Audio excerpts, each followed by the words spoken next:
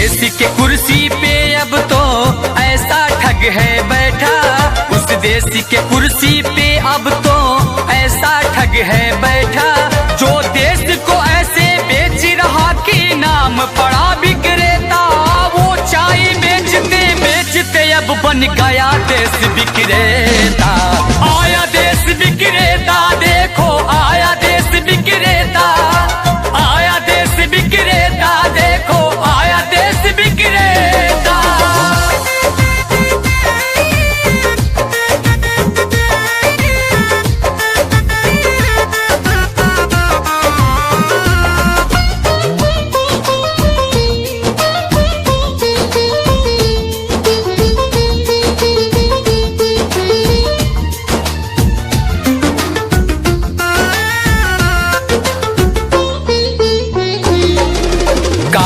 धन लाऊंगा कह के भारत का कोष भी साफ किया, श्रमिकों को भूखे मार रहा, धनिकों का कर्ज भी माफ किया। काला धन लाऊंगा कह के भारत का कोष भी साफ किया, श्रमिकों को भूखे मार रहा, धनिकों का कर्ज भी माफ किया, धनिकों का कर्ज भी माफ किया, धनिकों का कर्ज भी माफ किया। लाखों का सूट पहन के भी खुद को फकीर है कहता, जो देश को ऐसे बेच रहा कि नाम पड़ा विक्रेता। वो चाय बेचते बेचते अब बन गया देश विक्रेता। आया देश विक्रेता, देखो आया देश विक्रेता, आया देश विक्रेता, देखो आया देश विक्रेता।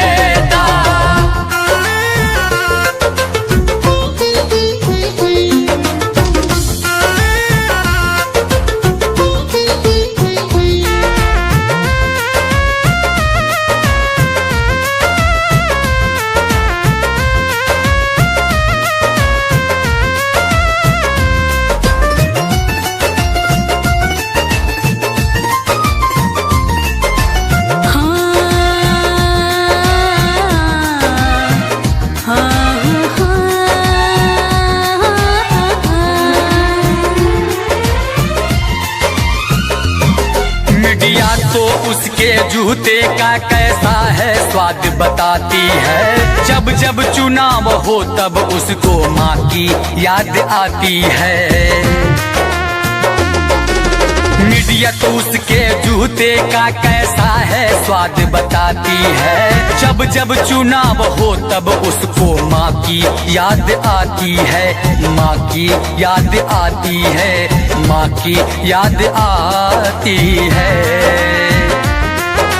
किसी का संग दिल पति है तो वो किसी का मतलबी बेटा, जो देश को ऐसे बेच रहा कि नाम पड़ा विक्रेता। वो चाय बेचते बेचते अब बन गया देश विक्रेता। आया देश विक्रेता, देखो आया देश विक्रेता, आया देश विक्रेता, देखो आया देश विक्रेता। जब भारत अपना बिखरा था तब चंद्रगुप्त ने अखंड किया, फिर अपनी कलम के दम पे उसे भीमराव ने बुलंद किया। उस देश के कुर्सी पे अब तो ऐसा ठग है बैठा, उस देश के कुर्सी पे अब तो ऐसा ठग है बैठा, जो देश को ऐसे बेच रहा कि नाम पड़ा विक्रेता। वो चाय बेचते बेचते अब बन गया देश विक्रेता।